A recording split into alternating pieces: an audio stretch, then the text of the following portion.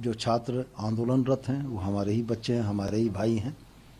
उनसे भी हमारा यह आह्वान होगा कि सरकार ने उनकी तमाम मांगों को मान लिया है और छात्रों को लाइब्रेरियों में होना चाहिए, अपने घरों में होना चाहिए, अपनी किताबों में डूबे होना चाहिए। तो आपके माध्यम से उनसे ही अपील, आग्रह कि वो अब आंदोलन का रास्ता छोड़कर अपने घरों को लौटें।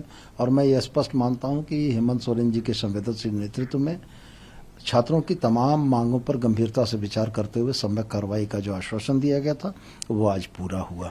देखिए, पूर्व की भी जो मंत्रिमंडल स्तरीय बैठक, जो कमेटी जो थी, उस कमेटी ने भी छात्रों के तमाम मुद्दों पर बड़ी सहानुभूतिपूर्वक निर्णय किया था और लगभग चीज़ों पर सहमति भी प्रदान की गई थी।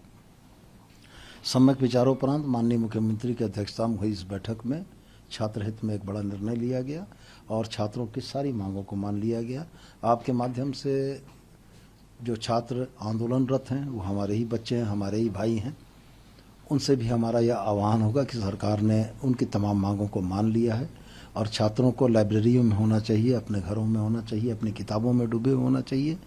वो झारखंड का भी भविष्य हैं और अपने परिवार के भविष्य की डोर भी उनके ही हाथों में है। तो आपके माध्यम से उनसे ही अपील, आग्रह कि वो अब आंदोलन का रास्ता छोड़कर अपने घरों को लौटें। और मैं ये स्पष्ट मानता हूं कि हेमंत सोरेन जी के संवेदनशील नेतृत्व में छात्रों की तमाम मांगों पर गंभीरता से विचार करते हुए सम्यक कार्रवाई का जो आश्वासन दिया गया था वो आज पूरा हुआ।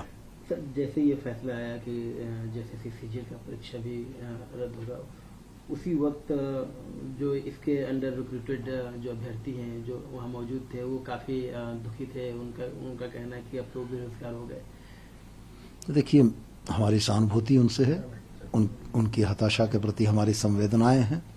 लेकिन सवाल यह है कि ऑनरेबल सुप्रीम कोर्ट का एक दिशा निर्देश था कि यदि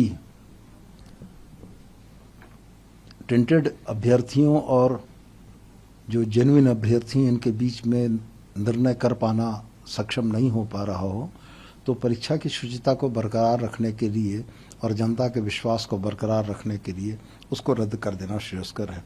लेकिन मैं स्पष्ट आपके माध्यम से उनसे भी यह कहता हूं कि न्यायालय के दरवाजे उनके लिए भी खुले हैं और यदि वो अपने मेरिट पर चयन होकर आए हैं तो निश्चित रूप से माननीय न्यायालय भी इस बात को देखेगा। और जब लोकतंत्र में कोई विषय फंसता है तो वहाँ पर निर्णय न्यायालय करती है और न्यायालय न्यायहित में निर्णय करेगी और न्यायालय के न्यायाधीश को मानने के लिए सरकार भी बाध्य है और अभ्यर्थी भी बाध्य है। सर, आप नेगोशिएशन टेबल पे थे, वार्ता, आपने जितने भी स्टेक होल्डर्स पॉसिबल थे सबके साथ बातें की और लगा था कि जो एमिकेबल सॉल्यूशन है वो निकल जाएगा, आप इसको एंड करा लेंगे और छात्र हित में सारी बातें आ जाएंगी।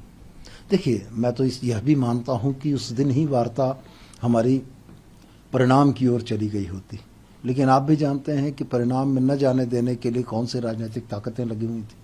उन राजनीतिक ताकतों ने छात्रों को भरमाया, बहलाया और यह प्रयास किया कि 10 तारीख जैसा एक दुर्भाग्यपूर्ण दिन रांची की सड़कों ने, रांची के लोगों ने देखा, जो कि वास्तव में हमारे लिए भी बड़ा दुखदायी, पीड़ादायक रहा है। सरकार नहीं चाहती थी कि पुनरावृत्ति वैसी बातों की हो। सरकार ये चाहती थी कि बच्चे हमारे हैं और उनके जेन्युइन ग्रीवांसेस को निश्चित रूप से एड्रेस किया जाना चाहिए। और सरकार यह भी चाहती थी कि जंतर मंतर की सरकार और रांची की सरकार का अंतर भी स्पष्ट परिलक्षित हो, जो माननीय मुख्यमंत्री हेमंत सोरेन ने कर दिया कि छात्रों की मांगों को माना भी गया और आज छात्र जश्न भी मना रहे हैं और हेमंत सोरेन जिंदाबाद के नारे भी लगा रहे हैं। सर, इसका नेशनल इम्प्लीकेशंस होगा। अब ये मॉडल है, आपको लगता है जो अन्य राज्य सरकारों को भी फॉलो करना चाहिए? झारखंड ने शायद वो नजीर रख दी है सबके सामने। इसी पे थोड़ा सा ऐड ऑन करने के लिए, जो आप लोगों ने पहले कानून बनाया था, विधानसभा से पास किया था, उसकी काफी क्रिटिसाइज किया था बीजेपी के लोगों ने उसको। 2023 में परीक्षा नियंत्रण विधेयक हम लोग लेकर आए थे। उस समय यही बाबूलाल जी उसका विरोध कर रहे थे। उसमें इस तरीके के माल फंक्शन पर बड़ा कठोर निर्णय करने की संभावनाएं थी। वो एग्जिस्ट करता है कानून और आप यकीन जानिए कि इस बार भी उस कानून के भी समुचित इस्तेमाल की बात होगी। और रह गया सवाल, सरकारों को जनता के समक्ष झुकने में कभी भी अपमान नहीं महसूस करना चाहिए, क्योंकि लोकतंत्र में जनता ही जनार्दन है और जनार्दन के समक्ष झुकना कहीं से उचित अनुचित नहीं है।